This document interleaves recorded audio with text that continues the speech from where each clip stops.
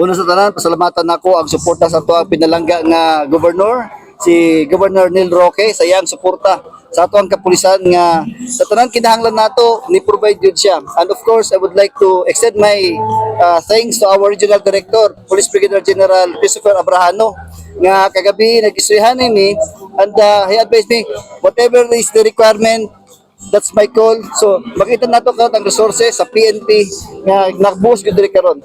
Ipakita lang nato sa katawhan nga ang inyong PNP, ang inyong security sector diri sa Bukidnon ready sa any eventuality. We invite all tourist travelers to visit and experience Kaamulan 2026 diri sa Bukidnon. Kaya kini nga to festivities diri is na-recognize diri kasabay sa mga sinulog, na-recognize na siya nationwide. Eventually, na-recognize na sa Bangko Sentral sa nga natay token nga memorabilia.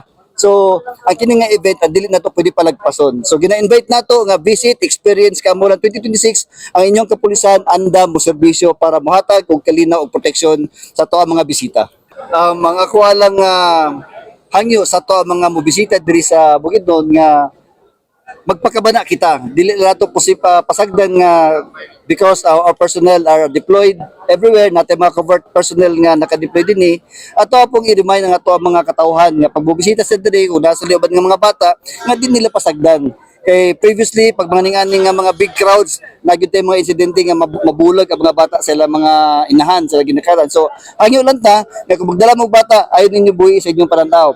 Kung kani po nga to ang likayan nato nga magdalaw ka ng mga excessive nga mga jewelries, no? Para dili matintal ang katong uban nga gaplano nga magbuhat og mga daotan. Although we are ready naman to provide security, pero kinahanglan gyud nato ang cooperation sa ato ang katawhan kasi security is everybody's concern. 24 hours ang ato ang deployment as long as naay tao diri sa Kaamulan, ang atong kapulisan dili mahawa dinhi. Actually, nagpasalamat sa ato ang regional office kay Police Brigadier General Christopher Abrahano nga naa siya gi-augment sa ato adiri nga mga kapulisan enough para ma-secure nato ang activity sa Kaamulan o sa Nimraa. And that is to include our municipal police stations nga nasa kanya-kanya mga municipality. Nga dili gyapon pasagdan ng ilang peace and order sila mga lugar. Despite natay activity dinhi na maximize nato ang ato mga personnel nga ma-augment diri. Mo nang gahangyo ko sa ato mga kapulisan nga sa karon dili sila mag-apply og leave kay nata sa heightened alert. So mo nang ginaingon nato pag naay mga event kaniani kinahanglan nato all hands on deck. So tanan kinahanglan na magtinabang ngayon. So far kung tan-awon nato ang criminality diri sa Bukidnon very minimal, as very manageable.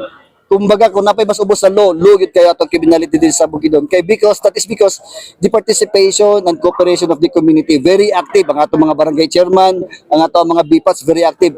Especially ang atong mga civic organization, very active sila to support our PNP. Ug mao po na among kinahanglan ang partnership with the PNP and the community. So kinahanglan gid magtinabangay tanan. So sa nakita nato karon diri sa Bukidnon very peaceful. Permanente ato atong mga fixed checkpoint ug naputay ginabuhat nga random checkpoint. So from time to time nga dili lang matingala atong katawhan nga natin mga establish mga checkpoint depende sa sitwasyon.